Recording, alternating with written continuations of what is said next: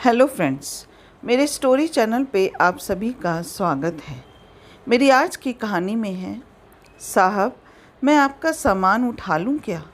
सुनील अभी बस से उतरा ही था कि किसी की आवाज़ सुनकर चौंक गया। पीछे मुड़कर देखा तो एक उसकी ही उम्र का लड़का फटे पुराने कपड़े पहने उसके सामान की तरफ देख रहा था। सुनील ने उसे टालते हुए कहा, नहीं, मैं सामान खुद उठा लूँगा। यह सुनकर वह लड़का थोड़ा सा निराश हो गया और बोला, साहब कुछ भी दे दीजिएगा, बहुत मजबूर हूँ, कुछ खाने का इंतज़ाम हो जाएगा। सुनील झुंझलाकर उसकी ओर देख रहा था। उस लड़के की आंखों में उसे आंसू नज़र आ रहे थे। फिर उसने गौर से उसे देखा तो समझ में आया यह तो उसके बचपन का दोस्त रवि है। इस हाल में सुनील ने उससे कहा, पहले मेरे साथ चलो। वह उसे पास के एक ढाबे पर ले गया। क्या खाओगे? सुनील के पूछने पर लड़के ने कहा, नहीं साहब, अगर आप सामान उठवाओगे तो ही मैं कुछ लूँगा। सुनील हंसते हुए बोला, हाँ मैं जानता हूँ तुम बहुत खुददार हो, किसी की मदद नहीं लोगे। सामान बाद में उठा लेना, पहले कुछ खा लो। बैठो, मैं अभी आया। लड़का डरते डरते सामने पड़ी मेज कुर्सी पर बैठ गया। सुनील कुछ देर में आकर उसके सामने वाली कुर्सी पर बैठ जाता है। सुनील उससे पूछता है, तुम इस हाल में कैसे? मेरा मतलब है तुम अपने बारे में बताओ। रवि ने बताया, साहब मेरे पिता इसी गांव में एक किसान थे। गांव के ज़मींदार से कर्ज लेकर उन्होंने फसल लगाई थी, लेकिन सारी फसल खराब हो गई। कर्ज का ब्याज बढ़ता गया। जमींदार ने खेतों पर, बैलों पर और घर पर कब्जा कर लिया। पिताजी ये सब बर्दाश्त न कर सके और फांसी लगा ली। मैं तब छोटा था। कुछ दिन बाद माँ भी चल बसी। स्कूल जाना तो दूर, गांव में कोई काम न मिला, भूखे मरने लगा। तब से जो भी काम मिलता है वह कर लेता हूँ। दोपहर को बस के आने पर कोई कोई सवारी सामान उठवा लेती है तो खाने का जुगाड़ हो जाता है। तभी खाना आ गया। खाना देखकर रवि बोला, साहब ये तो बहुत महंगा होगा, मेरी मजदूरी तो बस 10 रुपये बनती है, ये सब मैं कैसे चुका पाऊँगा।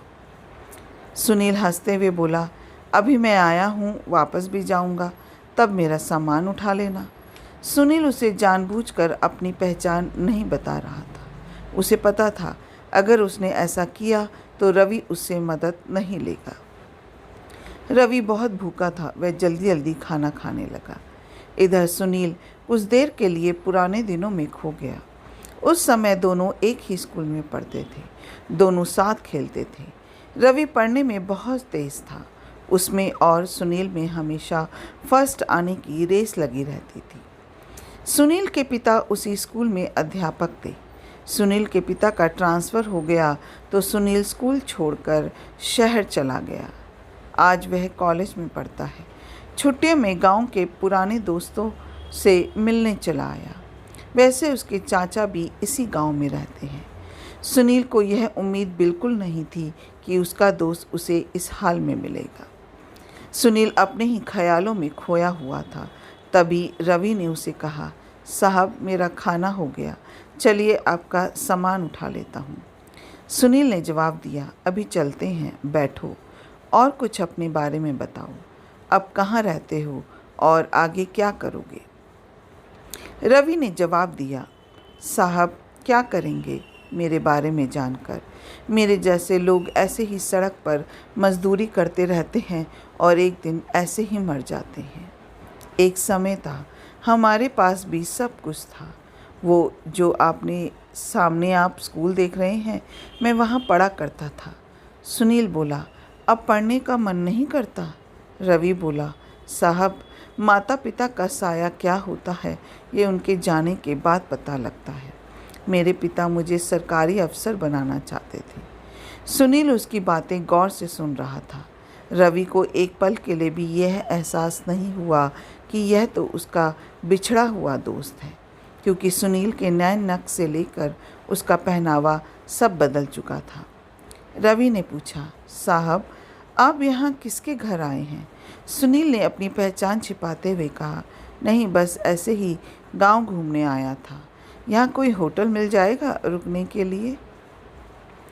हाँ साहब, बस स्टैंड के पीछे ही एक होटल है। आपके शहर जैसा तो नहीं, पर ठीक ठाक है। मैं आपको वहीं ले चलता हूँ, रवि बोला। सुनील ने हाँ में सिर हिलाया। रवि सामान लेकर आगे आगे और सुनील उसके पीछे पीछे चलने लगा। कुछ ही देर में वे होटल में पहुंच गए।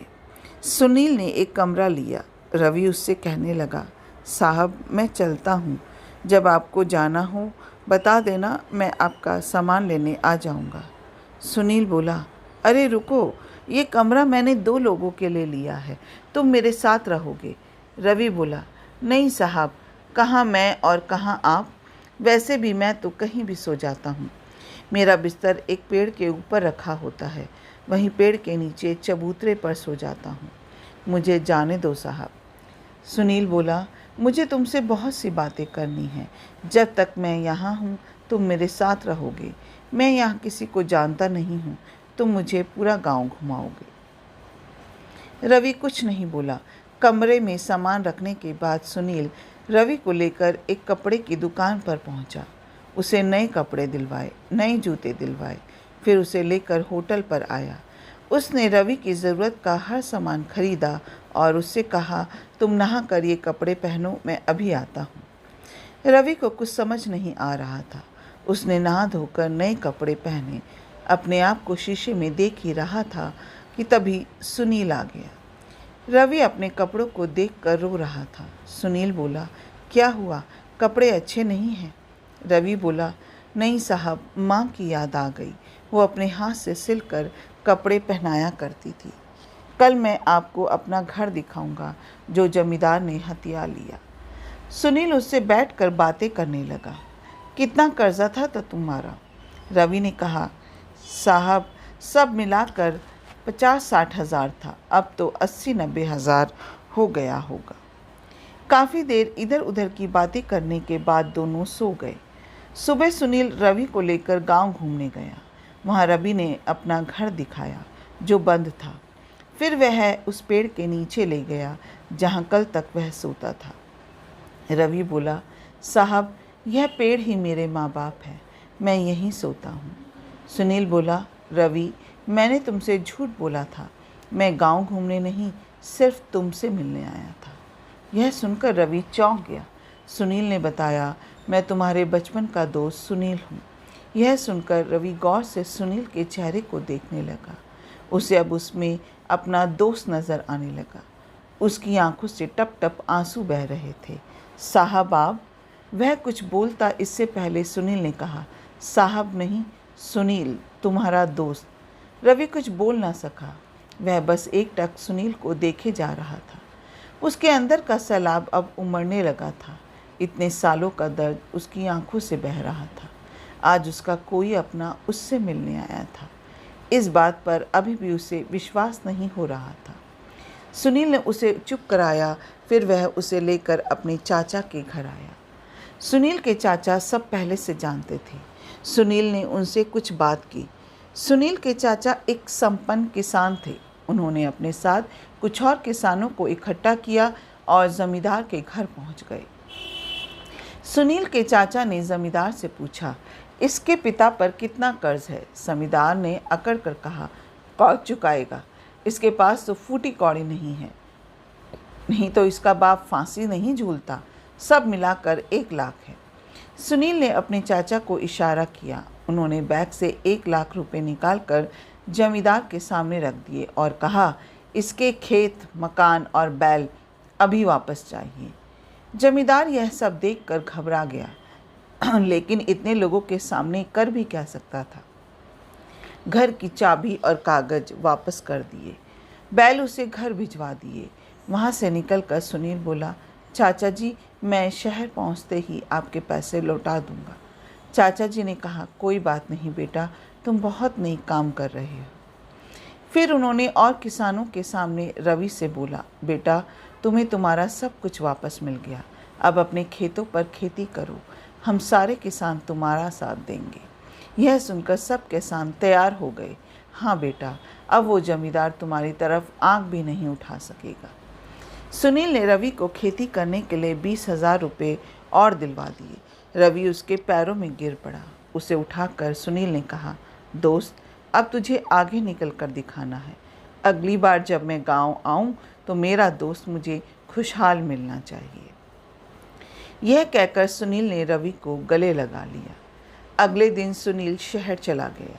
वहाँ से उसने अपने चाचा के पैसे बैंक में जमा करवा दिए। उसके 6 महीने बाद एक दिन सुनील दरवाजे की घंटी सुनकर दरवाज़ा खोलने गया तो देखा सामने रवि खड़ा था। 6 महीने में बिल्कुल बदल गया था। सुनील ने उसे गले से लगा लिया। अंदर आकर उसने सुनील के माता पिता के पैर छुए। सुनील बोला, अचानक यहाँ कैसे? सब ठीक है ना? उस जमींदार ने परेशान तो नहीं किया? रवि बोला, नहीं यार, सब ठीक है। तेरे चाचा और दूसरे किसानों ने मेरी बहुत मदद की। अब तो सब ठीक है। मेरी फसल भी अच्छी हुई। उसकी कमाई से तेरा कर्ज चुकाने आया हूँ। ये 20,000 है, बाकी धीरे धीरे चुका दूंगा।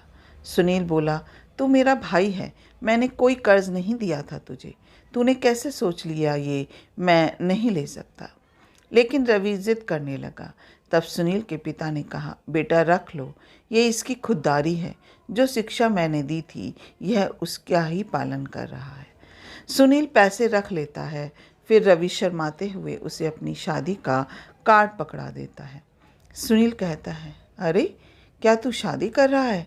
तभी सुनील के पिता ने कहा, हाँ, जब तूने हमें सब बताया तभी मैंने तेरे चाचा से इसके लिए अच्छी सी लड़की देखने के लिए कहा था। कब तक घर में अकेला रहेगा? रवि बोला, मैं आप लोगों का एहसान ज़िंदगी भर नहीं भूल सकता। मेरी तो कोई औकात नहीं थी। सुनील बोला, सब ऊपर वाला करता है, सब उसी के हाथ में है। तेरे अच्छे दिन आने थे, मैं नहीं आता मदद करने तो ऊपर वाला किसी और को भेज देता। कुछ दिन बाद सुनील अपने परिवार के साथ रवि की शादी में पहुंच गया। उन्हें देखकर रवि बहुत खुश हुआ। उनके साथ पूरा गांव दोनों की दोस्ती की मिसाल देने लगा। अपना कीमती समय देने के लिए दिल से शुक्रिया। अगर आपको एक कहानी अच्छी लगी हो तो एक लाइक कीजिएगा, शेयर कीजिएगा और मेरे चैनल को सब्सक्राइब करना मत भूलिएगा। फिर मिलते हैं एक नई कहानी के साथ। जय हिंद।